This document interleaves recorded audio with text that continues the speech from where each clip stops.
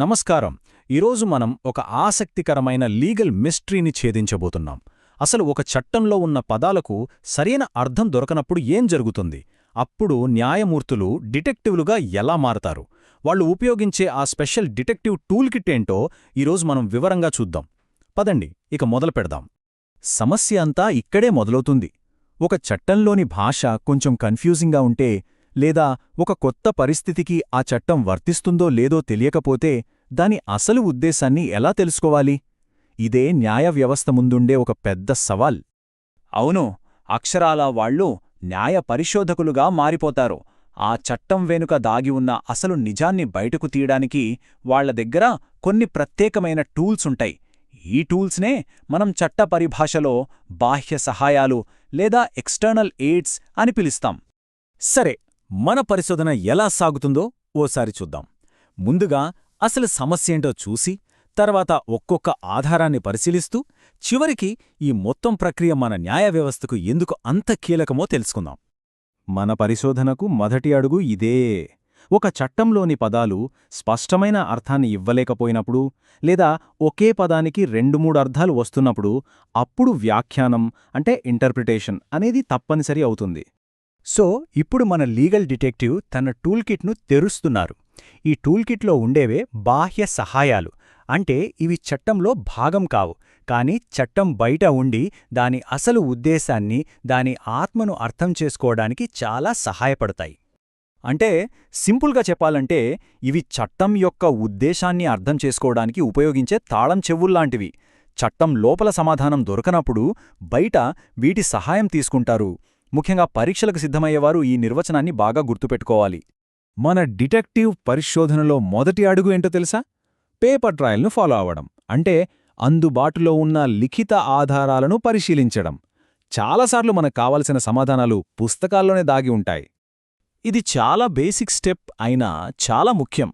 ఒక పదానికి అర్థం తెలియకపోతే మనం ఏం చేస్తాం? డిక్షనరీ చూస్తాం. కోర్టులు కూడా అంతే. అలాగే గొప్ప గొప్ప న్యాయ నిపుణులు రాసిన పుస్తకాలు ఆ చట్టంపై ఒక లోతైన విశ్లేషణను అందిస్తాయి.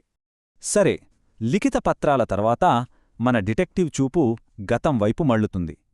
ఎందుకంటే చరిత్ర, అలాగే పాత కోర్టు కేసులు ఒక చట్టం యొక్క ప్రయాణం గురించి, దాని వెనుక ఉన్న ఉద్దేశం గురించి ఎన్నో రహస్యాలను చెబుతాయి. ఇప్పుడు చూడండి, దీన్ని స్టేర్ డెసిసిస్ అంటారు. ఈ పదం కొంచెం కష్టంగా అనిపించినా దీని అర్థం చాలా సింపుల్.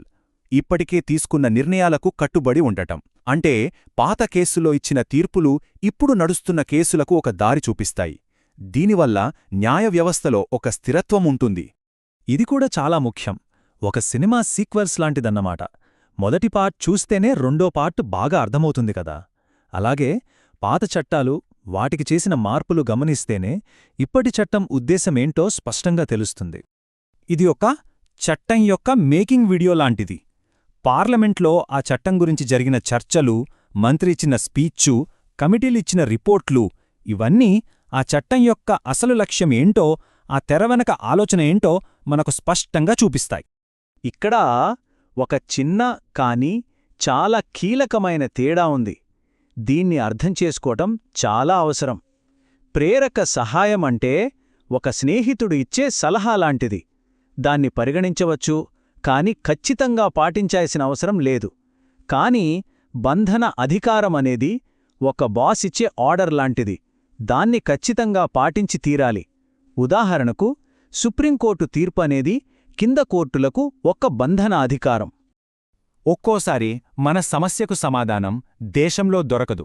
అప్పుడు మన లీగల్ డిటెక్టివ్ పరిశోధన దేశ సరిహద్దులు దాటి అంతర్జాతీయ ఆధారాల వైపు వెళ్తుంది.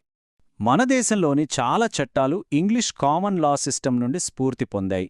అలాంటప్పుడు ఇంగ్లాండ్ లేదా అమెరికా వంటి దేశాల కోర్టు తీర్పులను ఒక సలహాగా, మార్గదర్శకంగా తీసుకుంటారు.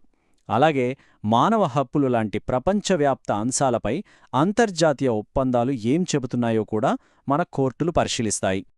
ఇప్పటివరకు మనం డిటెక్టివ్ ఉపయోగించే రకరకాల టూల్స్ గురించి తెలుసుకున్నాం. అయితే అసలు ఈ మొత్తం పరిశోధన, ఈ డిటెక్టివ్ పని ఎందుకింత ముఖ్యం? ఫైనల్గా దీనివల్ల ఉపయోగమేంటి? చూడండి, చివరిగా మనం గ్రహించాల్సిందే ఇదే.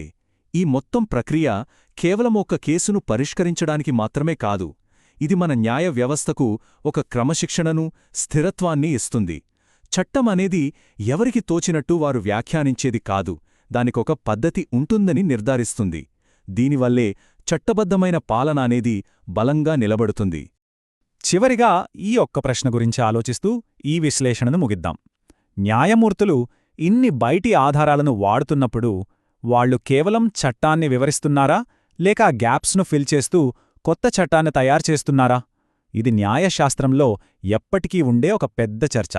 దీని గురించి ఆలోచించండి. మరో విశ్లేషణలో మళ్ళీ కలుద్దాం.